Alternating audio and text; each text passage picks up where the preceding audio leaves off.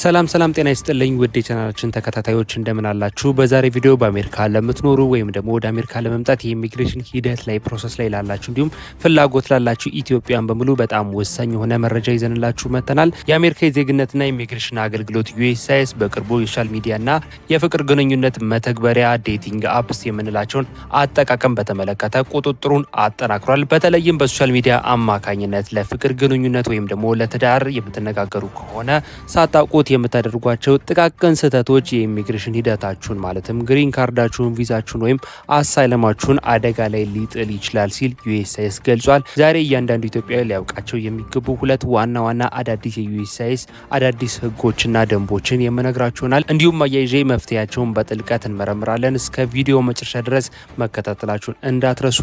ነገር ግን ከዛ በፊት ነው ለማታውቁኝ ሰዎች ጆሲ ይባላል። እንደዚህ አይነት ከUS ኢሚግሬሽን ጋር የተገናኙ ቪዲዮ ስለሆነ ማዘጋጀው ለዚህ ቻናል አዲስ የሆናችሁ ቻናሉን ሰብስክራይብ ማድረጋችሁን እንዳትረሱ። ቪዲዮንም ላይክ ያደረጋችሁ መጀመራችሁን እርግጠኛ ሁኑ። ወደ ጉዳያችን ንግባ።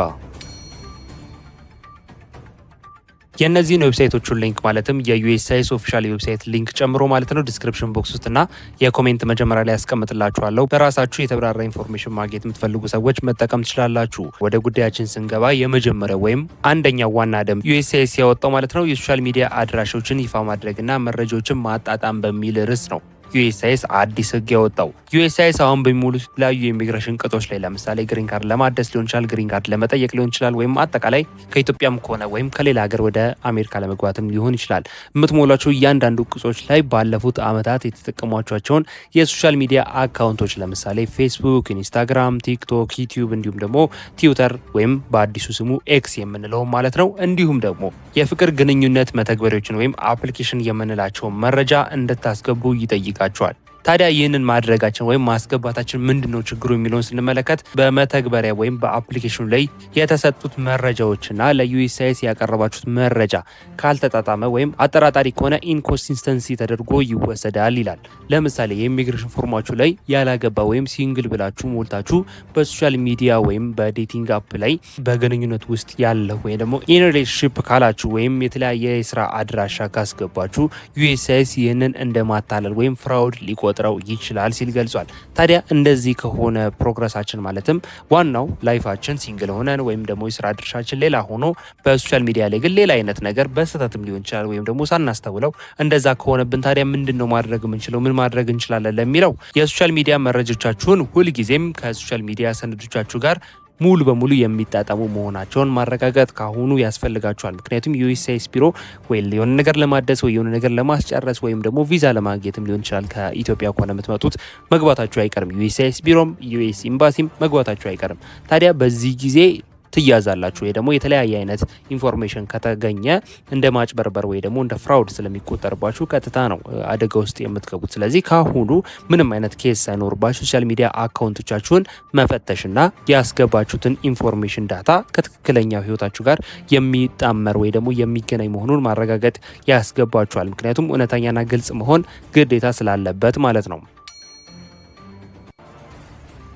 ሌላው ሁለተኛው USCIS ያወጣው ዋና ደንብ የፍቅር ግንኙነታችሁ እውነተኛ ፍተሻ ወይም ደግሞ ሪሌሽንሺፕ አውቴንቲሲቲ የሚባል ነው። በተለይ በሶሻል ሚዲያ ወይም ደግሞ በዴቲንግ አፕ ተዋውቃችሁ ለK1 ወይም ደግሞ ፊያንስ ቪዛ፣ ለጮኛ ቪዛ ወይም ደግሞ ለሜሬጅ ግሪን ካርድ፣ ለጋብቻ ግሪን ካርድ የምታመጧቸው ከሆነ ያንን ሰው ማለት ነው የምታመጡት ከሆነ USCIS የመስመር ላይ ግንኙነታችሁን ወይም ደግሞ ኦንላይን ግንኙነታችሁን በጥልቀት የመመርመር መብት አለው ከዚህ በኋላ ማለት ነው። ስለዚህ ማንኛውንም ሰው በሶሻል ሚዲያ ተዋውቃችሁ ሊሆን ይችላል ወይ ደግሞ በሌላም ተዋውቃችሁት በሶሻል ሚዲያ አዋርታችሁት፣ ምክንያቱም ኢትዮጵያ ከሆነ ያለ ወይም ከአሜሪካ ውጪ ከሆነ ያለው እንደሚታወቀው በስልክ ሙሉ ቀን ልታወሩት አትችሉም ወይ ደግሞ ረጅም ጊዜ በስልክ ልታወሩት አትችልም። ስለዚህ በሶሻል ሚዲያ ነው የምታወሩት። ታዲያ በአካል የምታውቁትን ሰው ማለትም እጮኛችሁ የነበረን ሰው በሶሻል ሚዲያ ደጋግማችሁ ስላወራችሁት ብቻ በሶሻል ሚዲያ ነው የምታውቁት፣ በዴቲንግ አፕ ነው የምታውቁት ልትባሉ ትችላላችሁ። ስለዚህ መጠንቀቅ ይኖርባችኋል ማለት ነው። ታዲያ USCIS ምንድን ነው የሚመረምረው ለዚህኛው ጉዳይ ለሚለው የመጀመሪያው የግንኙነቱን ታሪክ ነው ወይም ደግሞ ታይም ላይን የምንለውን ነው።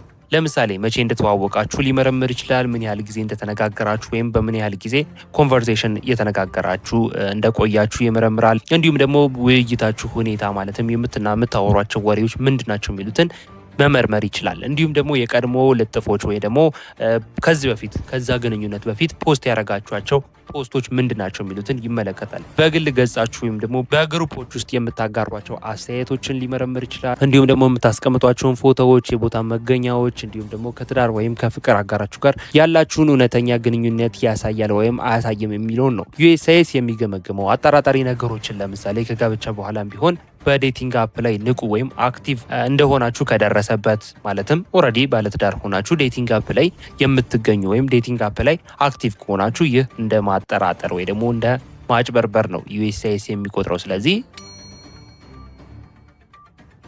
ምንም እንኳን ግሪን ካርድ ቢሰጣችሁ ዜግነትም ጭምር ቢሰጣችሁ አሜሪካን ብትገቡ እንኳን ከትዳር በኋላ ማለትም አግብቻለሁ ካላችሁ በኋላ ድጋሚ ዴቲንግ አፕ ላይ ካገኛችሁ ወይም ሶሻል ሚዲያ ላይ ካገኛችሁ ቀጥታ ዜግነትም ከሆነ ዜግነቱን ቀምቶ ግሪን ካርድም ከሆነ ግሪን ካርዱን ቀምቶ ወደ ሀገራችሁ ወደ መጣችሁበት የመመለስ ሙሉ ስልጣን አለው። ይህንንም ወደ ስራ ከዚህ በኋላ እንዳስገባ ገልጿል። ታዲያ ምን ማድረግ አለብን ለሚለው ጥያቄ እውነተኛ አጋራችሁ ጋር የነበራችሁን ደብዳቤ ማለትም በሶሻል ሚዲያ የምታወሩትን ከእውነተኛ የትዳር አጋራችሁ ባለቤታችሁ ጋር ማለት ነው የምታወሯቸውን ጽሁፎች፣ ኮንቨርሴሽኖች ማለትም ሜሴጆች፣ ደብዳቤዎች፣ ፎቶ ልውውጦች እንዲሁም የመሳሰሉት አይነት ነገሮችን በጥንቃቄ መያዝ ነው። ምክንያቱም በኋላ ላይ የሆነ ችግር እንኳን ቢፈጠር እንደ ማረጋገጫ ስለምትጠቀሙት ማለት ነው። ስለዚህ የፍቅር ግንኙነታችሁ ህጋዊና እውነተኛ መሆኑን የሚያሳዩ መረጃዎችን ማደራጀት ካሁኑ አስፈላጊ ነው ማለት ነው። ከዚህ በመቀጠል ጠቃሚ ምክሮችና ነጥቦችን ልንገራችሁ። ምክንያቱም ብዙ እኛ አበሾች ማለት ነው ለዚህ መረጃ ሩቅ ነን እና መጠንቀቅ ያሉብን ነገሮች አሉ።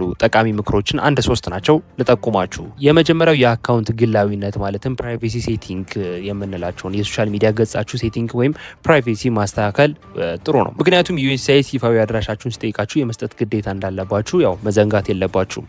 ሁለተኛው ይዘቶችን ማጽዳት ነው ወይ ደግሞ ኦዲት ዩር ፕሮፋይል የምንለው ነው በእንግሊዝኛ።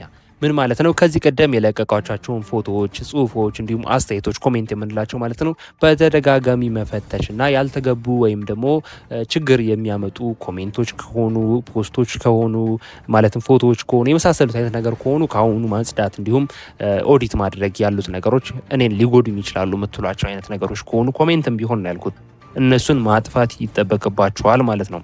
ሌላ ሶስተኛው ህጋዊ ምክር ማግኘት ነው። ይህ ምን ማለት ነው? በኢሚግሬሽን ጉዳያችሁ ላይ ጥርጣሬ ካላችሁ ማለትም የኢሚግሬሽን ጉዳይ ኖሮባችሁ ከዚህ ከሶሻል ሚዲያ ጋር የሆነ ችግር ሊያመጣብኝ ይችላል ብላችሁ ጥርጣሬ ካላችሁ ሁልጊዜም የተፈቀደላቸውን የኢሚግሬሽን ጠበቆች ማለትም ኢሚግሬሽን አቶርኒ የምንላቸው ጋር መመካከር ካሁኑ አስፈላጊ ነው ማለት ነው። የዛሬው መረጃ ይሄን ይመስል ነበር። አሪፍ ኢንፎርሜሽን በግልጽ ባጭሩ ሼር እንዳደረኳችሁ ተስፋ አድርጋለሁ። ሀሳብ፣ አስተያየት፣ ጥያቄ ኮሜንት ላይ ጻፉልኝ። ለጓደኛ ለቤተሰብ መስማት አለበት ለምትሉት ሰው በሙሉ መስማት አለበት ለምትሉት ጓደኛ ሼር ማድረጋችሁ እንዳትረሱ። ለዚህ ቻናል አዲስ ሆናችሁም ቻናሉን ሰብስክራይብ ማድረጋችሁን እርግጠኛ ሁኑ። ቪዲዮንም ላይክ እያደረጋችሁ ምን ያህል እንደወደዳችሁት እንደተመቻችሁ አሳውቁኝ። በቀጣይ በሌላ ቪዲዮ በሌላ መረጃ እንገናኛለን። ለሁላችሁ መልካም እድል። ላይክ እያደረጋችሁ አሳውቁኝ። በቀጣይ በሌላ ቪዲዮ በሌላ መረጃ እንገናኛለን። ለሁላችሁ መልካም እድል፣ መልካም ጊዜ